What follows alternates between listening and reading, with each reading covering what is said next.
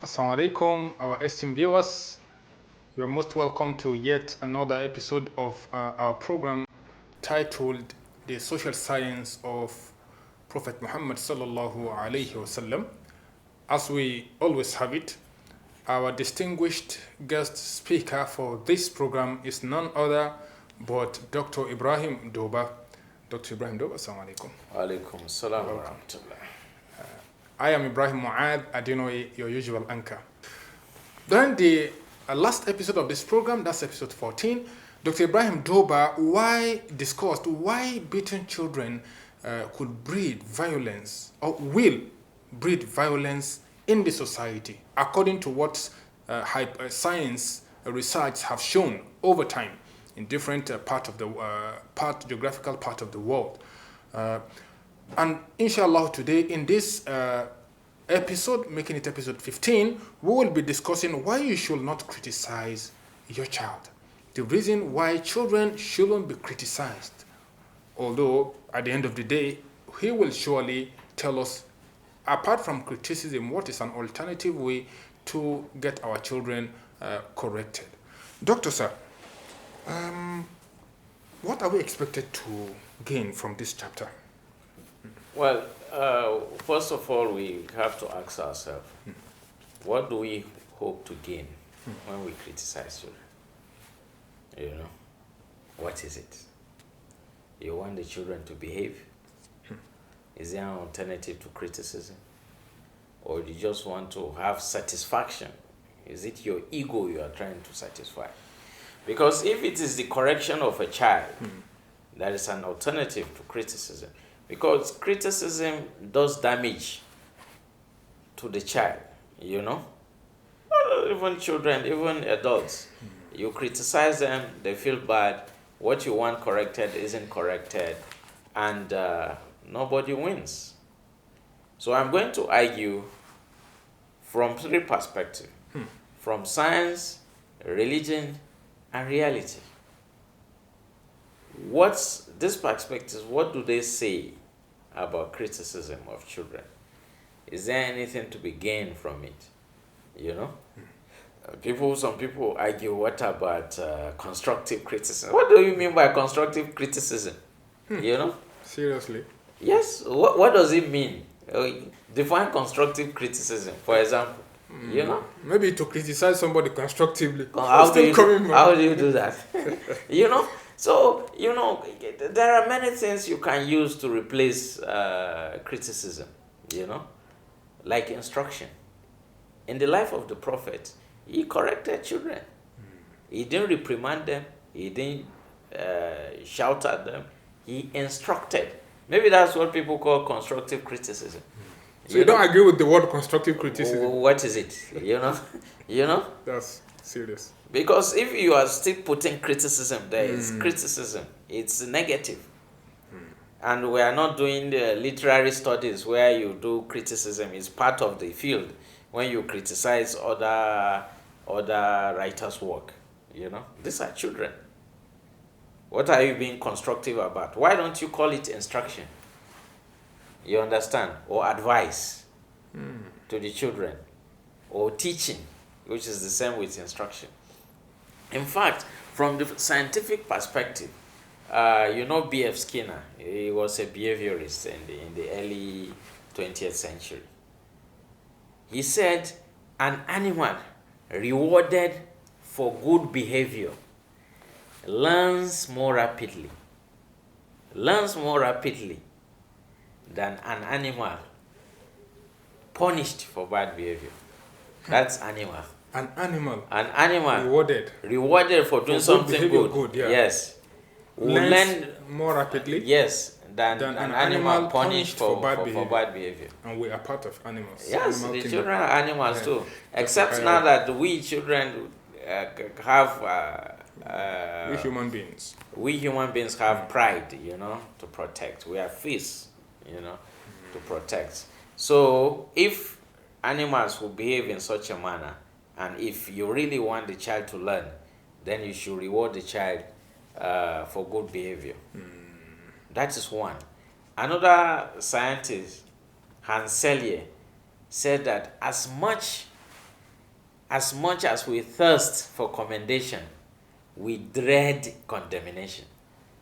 Nobody wants to be condemned. As much as we thirst for condemnation, yes, we dread for commendation. Yeah, for example, yes, everybody wants to hear something good about themselves. Yes. Nobody wants condemnation. So we dread condemnation. We dread it. And in the process of dreading it, we become confused. We don't know what to do, especially children. So our father is always criticizing me. When he is with the father, you won't be able to behave. You don't know what to do. He doesn't know what to do. But what if you reinforced good behavior? You want to do it again. And reinforcement can just be well done. Every child wants to hear well done, or just thumbs up. Or what I do with my children, high five. Wow. Or fist bump, you know? You've made their day.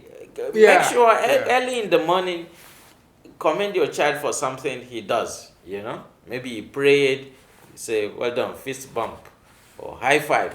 You put on your uniform quickly today, well done, high five, You don't really necessarily need to pay them or give them, compensate them or incentive. No. Give them something. That can also lead to something else, That can lead to entitlement, Children will not do basic chores, at home until they are paid, A time will come that nobody will pay them, so they shouldn't get used to that. You can pay children for doing extra work that they are not ordinarily supposed to do. You understand? If it's washing dishes or sweeping the house, they shouldn't be paid. But if they do something extra, maybe doing some extra work in the garden, you can pay them for that. Or washing the car. That's a very important lesson. Yes. So, now from the science, reality, and religion? Yes, this is from the science perspective. Now, from the religious perspective, and we've done this in this series, we've discussed a lot of the example of the prophet, about the example of the prophet. I think I have one, Doctor. Yes. From Sayyidina Umar radiallahu anhu. With Abdullah ibn Abbas. After Rasulullah passed away, and after Abu Bakr passed away, Sayyidina Umar was not the Khalifa. Yes. So he gathered people. He had some shura members that he used to gather to consult when the matter of the deen arises. So then Abdullah ibn Abbas was still young. So he's a young man, around between 15, 20s. And what happened? Yeah, between 20, 25 actually. And then Umar's and the rest of them were above 50. So he consulted his shura member, his elder in the deen, on a particular verse in Quran, that is Surah 2 An-Nasr. إِذَا جَاءَ نَصْرُ اللَّهِ وَالْفَتْحُ وَرَأَيْتَ النَّاسَ يَدْخُلُونَ فِي دِينِ اللَّهِ أَفْوَاجًا فَسَبِّحْ بِحَمْدِ رَبِّكَ وَاسْتَغْفِرْهُ إِنَّهُ كَانَ تَوَّابًا. So this ayah, what is the madlul? Madlul of what is it actually referring to? Why Allah commanded Rasulullah or commands his messenger to seek for istighfar? And إِذَا جَاءَ نَصْرُ اللَّهِ وَالْفَتْحُ. What does Allah mean by إِذَا when the victory of Allah comes and the opening? What does it mean? What is it trying to insinuate?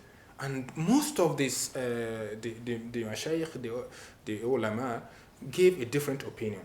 He said Abdullah ibn said Umar was not comfortable with the opinion. He said, Abdullah ibn Abbas, come.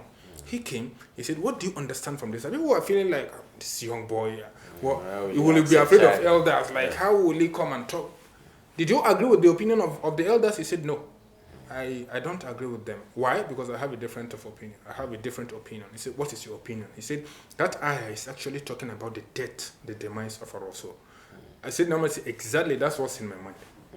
And he confirmed it, that every other person agreed that, yes, that's exactly what the ayah was talking about, based on the scenario. So this is an example of how better upbringing, giving, not because if he should have been criticized, he wouldn't even dare to stand before elders to talk something contrary. There won't be that secure base upon which to exactly. Express themselves confidently. From the religious perspective. Yes. So that in fact the Quran, I think it's the Quran that asks the Prophet that you shouldn't be harsh with them. If not, you're not going to see them. فَبِمَا رَحْمَةٍ مِّنَ اللَّهِ لِنْتَ لَهُمْ. Allah Ta'ala says in Quran, وَلَوْ كُنْتَ فَضًّا غَلِيظَ الْقَلْبِ لَانْفَضُّوا مِنْ حَوْلِكَ. Yes. So it's with the mercy of Allah that you are lenient with them. If you should have been hard-hearted and been very tough and rough, Yes. they will have left you. They will have left. Fa'fu anhum, forgive them, seek forgiveness for them. Fa'fu anhum, overlook their mistakes. Washawirhum fil amr, and seek consultation with them. Now, Allah is saying this about adults. Adults Exactly. who know what they are doing. He's instructing the Prophet that be lenient with them, be patient with them. So what Consult are you? them. Yes. What are you going to do with children who don't know anything? They are ignorant. Allahu Akbar. They don't have the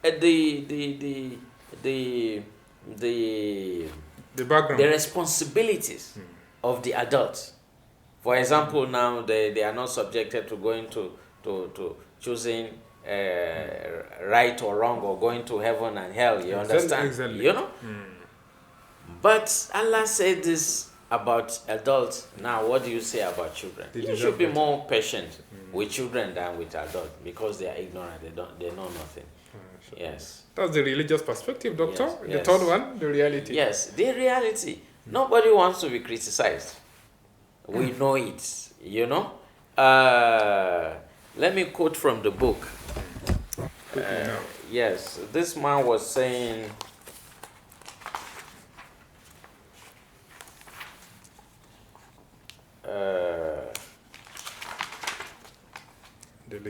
Dale Carnegie, in his book, he said, criticism is futile because it puts a person on the defensive and usually makes him strive to justify himself.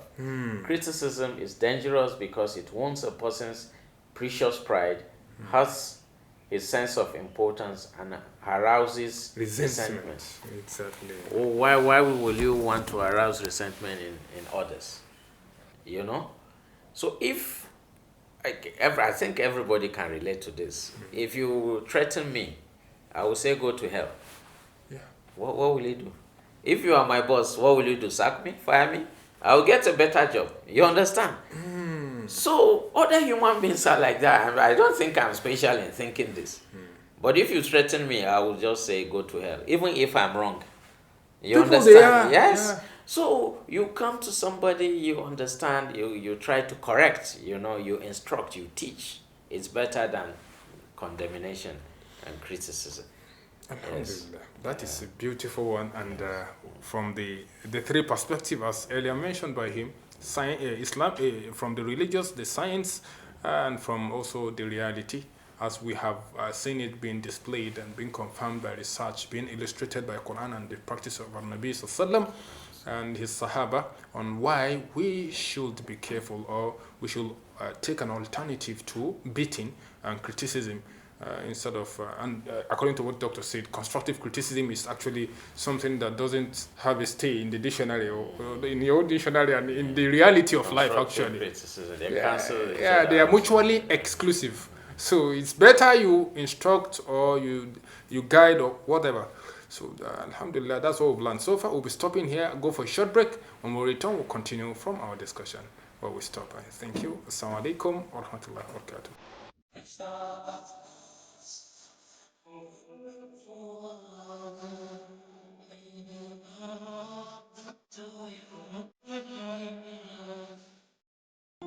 Welcome back, our esteemed viewers. We're still on the discussion on why you should not criticize your kids.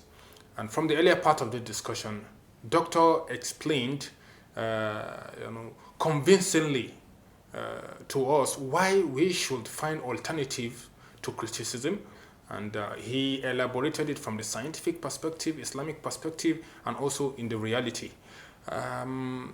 Doctor, is there any scientific proof or research that have been conducted on this matter that shows that children don't respond effectively or constructively to threats? Yes, there is a work of Jonathan Friedman, Okay. Who who did an experiment among two groups of boys.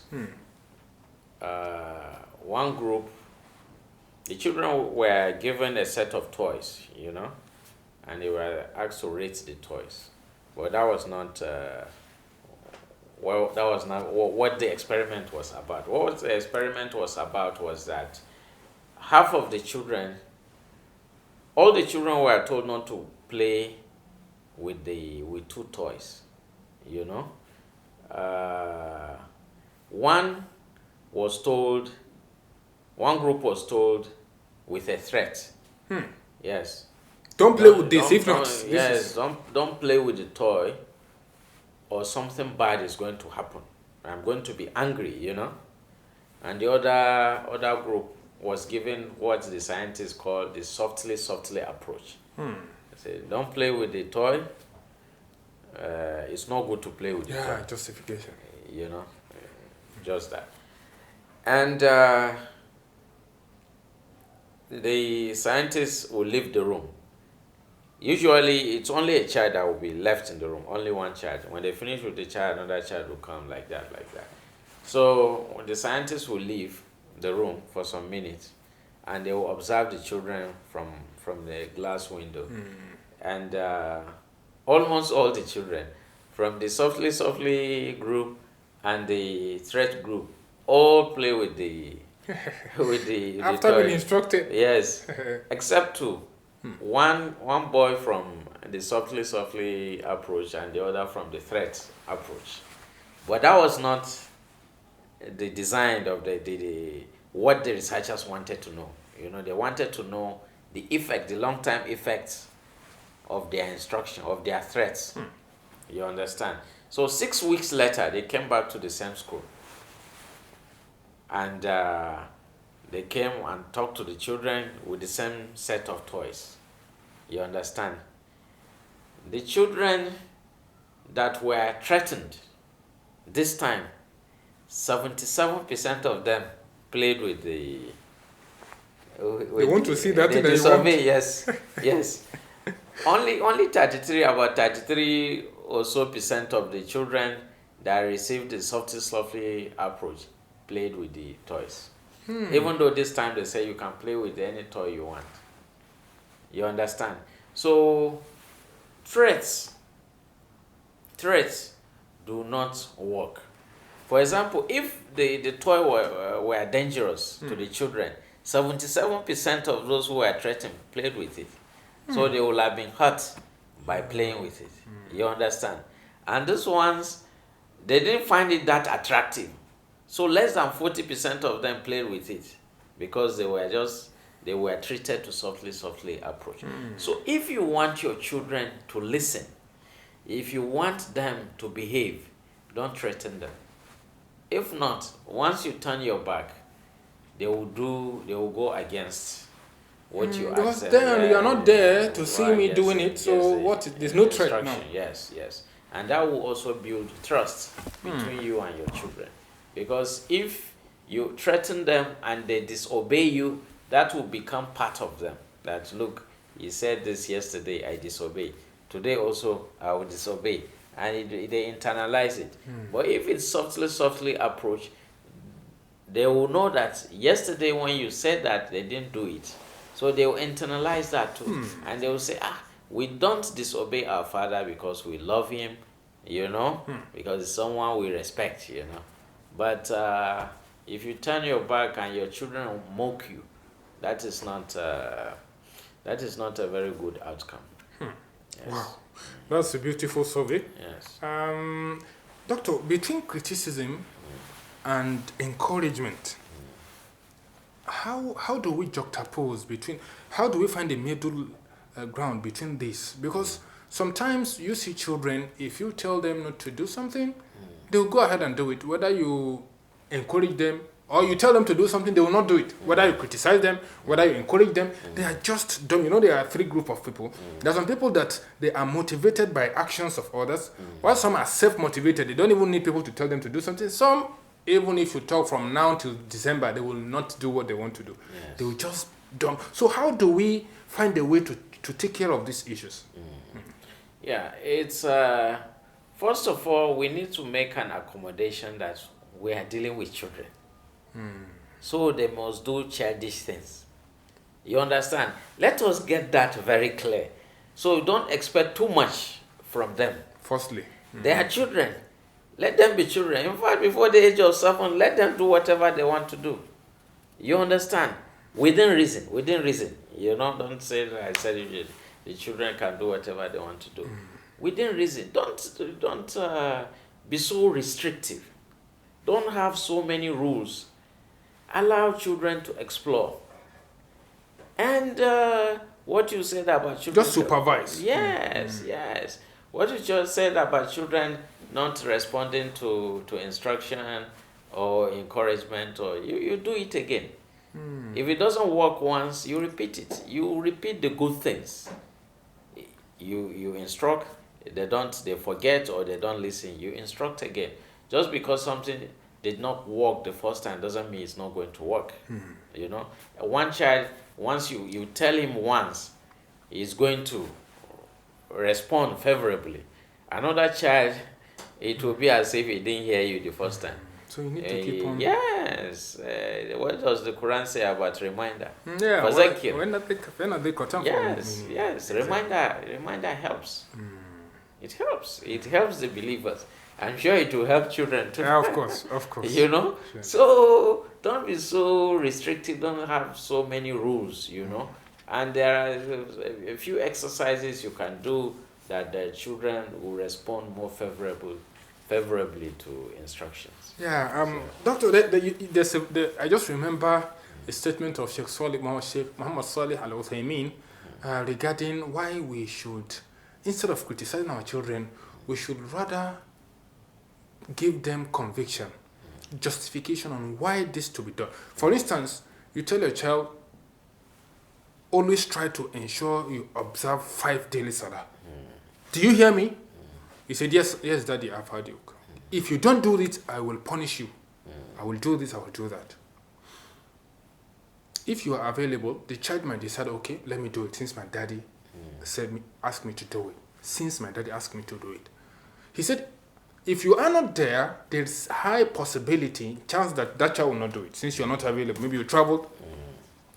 But if you should tell the child, just like what you are saying, out of conviction, try always ensure you pray your 5 daily salah. Why? Because that is the reason we are created. And our messenger, Prophet ﷺ, has told us in this authentic hadith that you should pray. And why?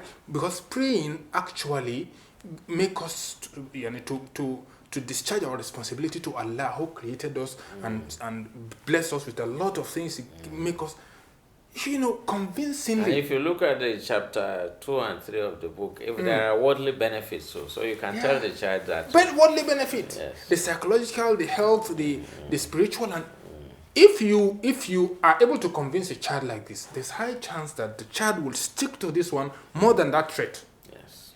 So from this now we can actually see from even the religious perspective why we should not always fall back to criticism. Yeah, because we should, instead of criticizing, make justification. Give them reasons why they should. So anytime they want to pray now, oh wow, because Allah said I should do it. I have to fear Allah. I don't need to fear my dad to do it. So if you're not there, that will still ring in his brain. Yes. So Alhamdulillah, I think that's a good one from that side. Now, Doctor, you mentioned in this book that there's a surpassing power, the surpassing power of threats. What do you mean by the surpassing power of threat? Well, threats doesn't work. That's what it means. It doesn't work, and it elicits negative behavior. You understand? If you do the softly approach, it yields better results than the threats. The threat approach. Yes. MashaAllah. You also mentioned that there's a life experience that you have why the worst individuals in the world find justification to their bad deeds. Yes. If you read How to Win Friends and Influence People of Dale Carnegie, he mentioned a story. He wrote about a criminal, the most wanted man in America at that time.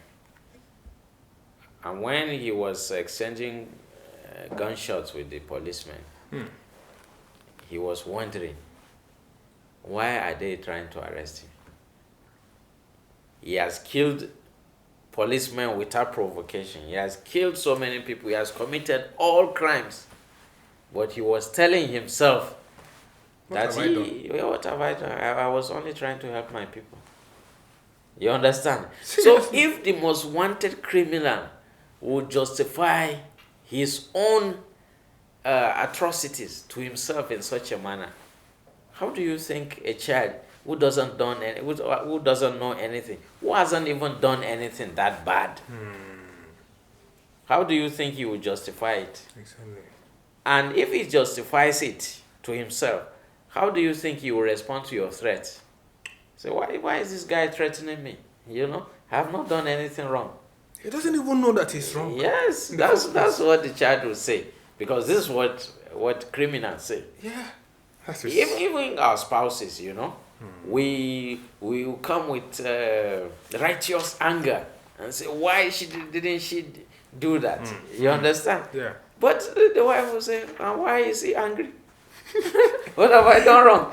You know? It looks more painful. Yes. Seriously. No matter how bad it is from your perspective, the Yeah. other person, the person you are criticizing, doesn't see it that way. So it's needless to criticize. Yeah. MashaAllah. I think we'll have to stop here. At least we've really benefited a lot from the necessity why we shouldn't always fall back to criticism, why we should adopt the approach of explaining, making people see reasons why they should do or why they shouldn't do, seeing the benefits and the harm. Let them outweigh it by themselves. Let them weigh it by themselves and know which one outweighs others and choose the right, and to be like a guide to them instead of to be like a dictator, as instructed by Allah and His Messenger and practiced by a lot of philosophers, justified by science from research and the rest. Thank you, Doctor, for the discussion so far. We hope our esteemed viewers enjoy our program. We hope to see you in our next episode. Inshallah ta'ala. Jazakallah khairan. Wassalamu alaikum wa rahmatullahi wa barakatuh.